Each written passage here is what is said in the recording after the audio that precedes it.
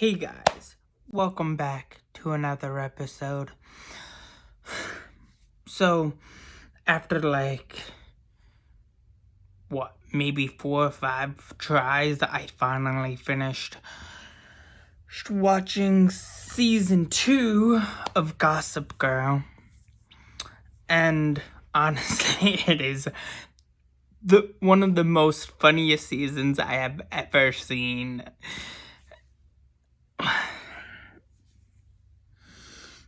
There's a lot of things that go on in this season. Oh boy, I don't even know where to begin. So, let me just start off by saying it picks up,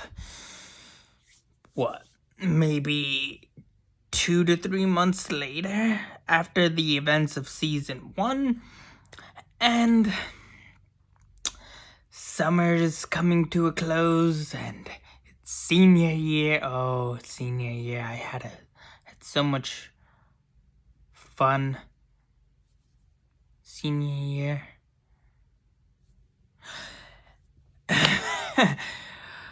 Anyways,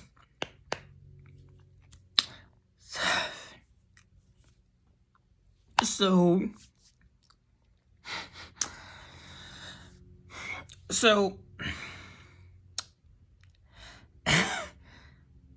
Nate has been hooking up with a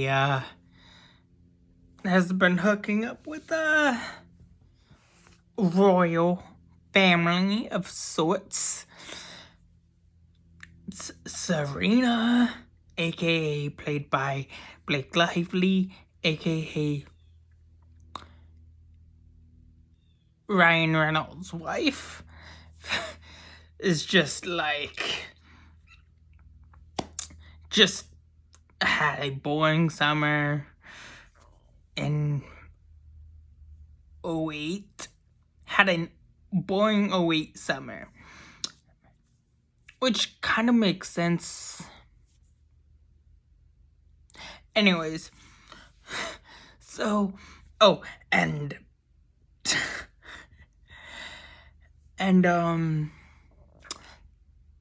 Blair comes home with a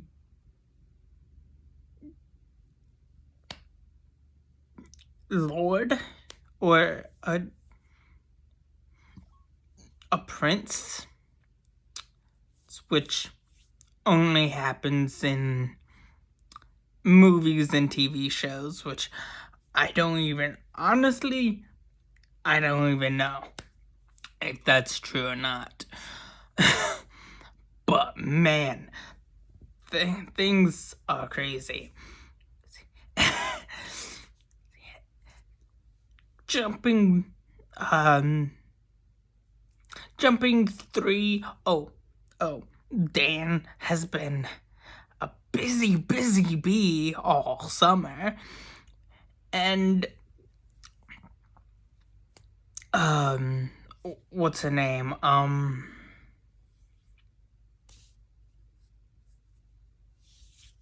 Dan's little sister has been working,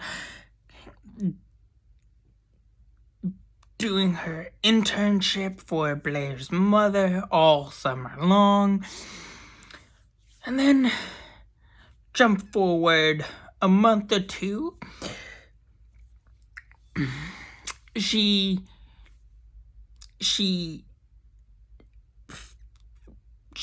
drops out of school to work her ass off working for Blair's mother.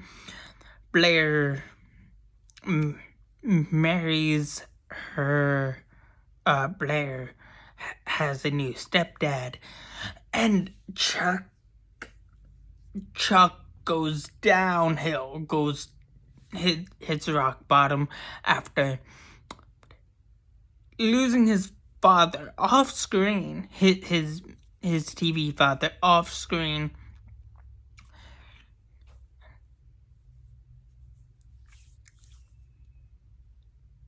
in the most cliche-ist ways possible.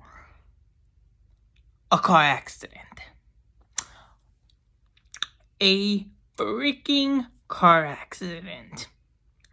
You couldn't think of anything better to do than kill a character off in a... You couldn't think of a better cliche-ist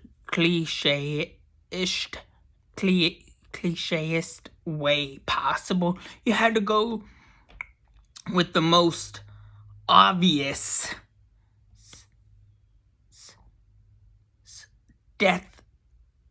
TV deaths you could think of.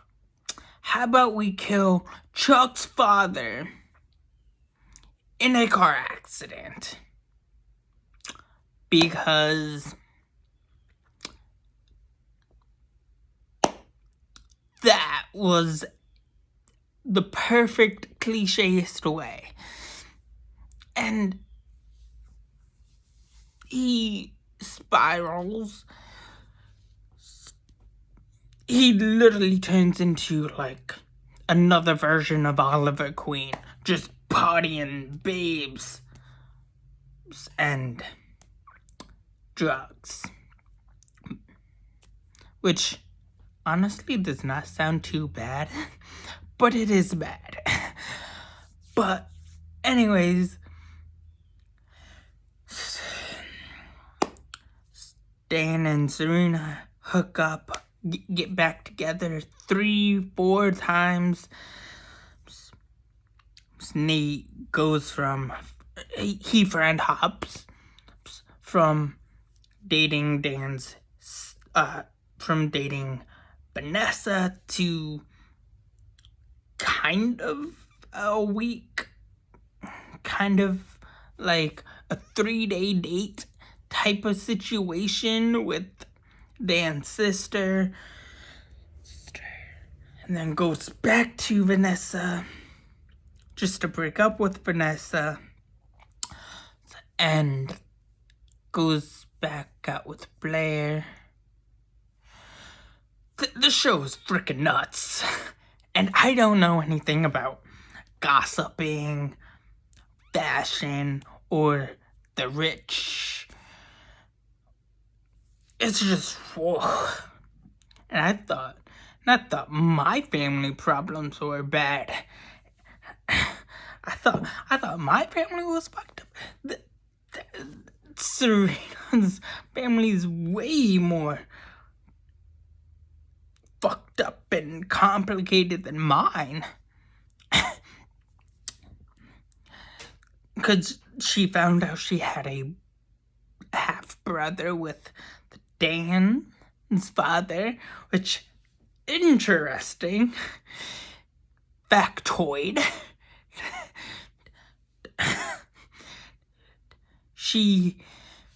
Oh my goodness, this is just wild. And on the search for the lost son that got adopted, the adopted parents faked the adopted son's death, which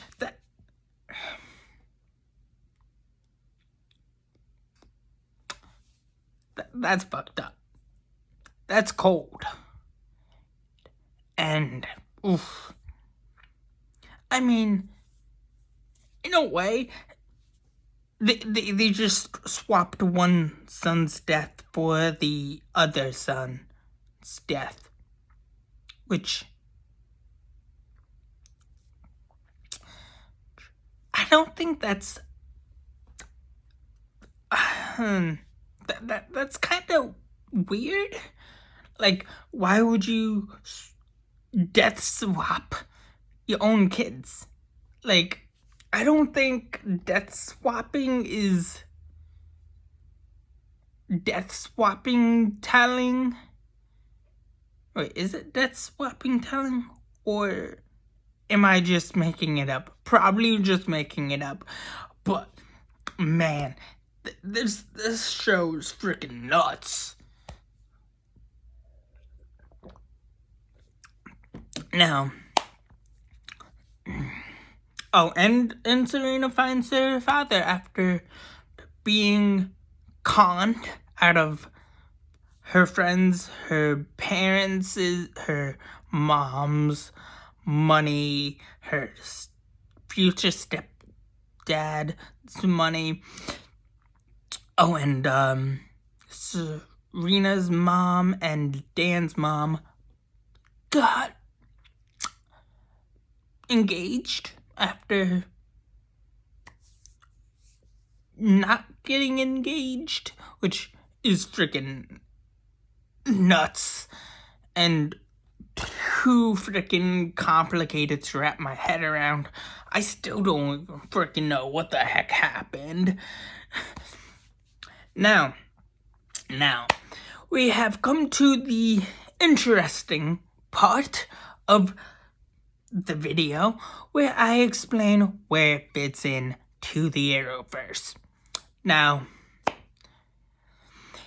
it does take place on Earth 1, and it takes place during the fall of 2008, which we established, and the spring of 2009, which does make sense. However, at this point, Oliver Queen's boat, his father's boat, has probably been reported to have been sunk or went down. The sinking of the Queen's Gambit, which has taken place already, and now the world has been trying to regroup after the media has been trying to slowly default or push away from the story because at that time that would have been big news for a show for the Queen's Gambit to have gone down, and there's probably there's tons of the media has been doing an expose on theories and what might have caused it and whatnot, which would probably have made sense that it would be going around there. And everybody from the Archie, Riverdale, Greendale, and whatnot were still little kids. Katie Keene was maybe 9, 10 at the time, and same thing with Archie and the gang, about 8, 9, 10 tops. And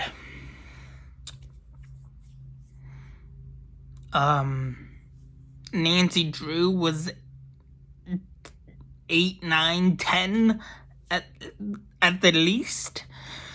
So it would make sense that everything would have factored into this situation, this whole year gap, which makes sense,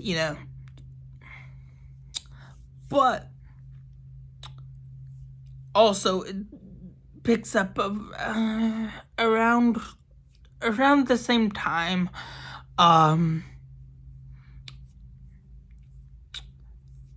The main character of the main character of Vampire Diaries lost her parents, her adopted parents, who she thought were her parents, her real blood parents, which makes sense. And then we get to see, and with season 3, it would make sense that season 3 would be right around the same time that the events of Vampire Diaries takes place, as well as the events of Gossip Girl season 3, which I will touch upon soon. Anyways, that's all I have for you guys so far for right now. Please like, share, subscribe, and have a good day. Thanks. Bye.